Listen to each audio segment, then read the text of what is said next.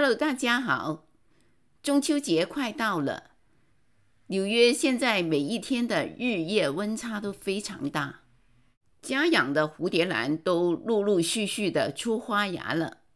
因为蝴蝶兰要出花芽，昼夜温差是必要条件。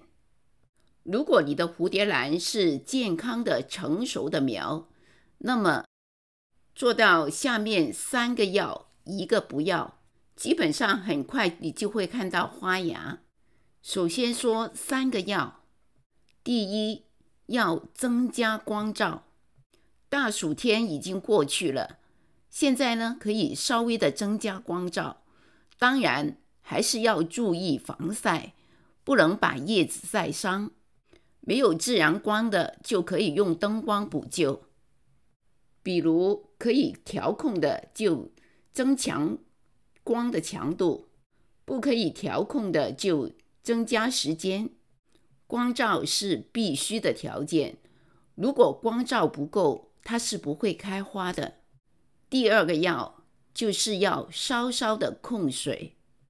控水并不是必要条件，是属于辅助条件，只是给它一点压力，让它有危机感，有助于花芽的分化。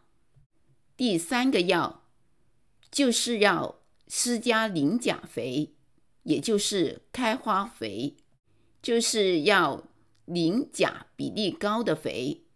这个也不是开花的必要条件，只是想它开的花更多、更大、更鲜艳。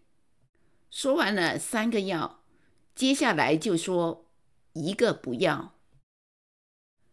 不要施含氮量高的肥，含氮比例高的肥我们一般叫生长肥。生长肥就是帮助它营养生长、长叶子、长根。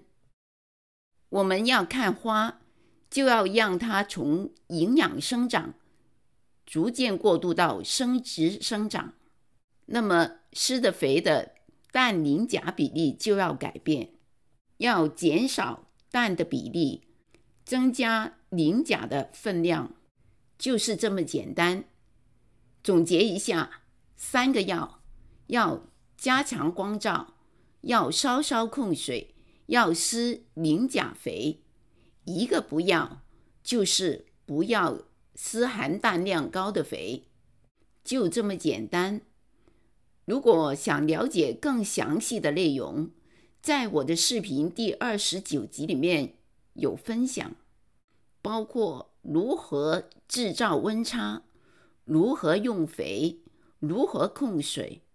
如果你不知道怎样令蝴蝶兰复花的话，那一集相信会对你有所帮助。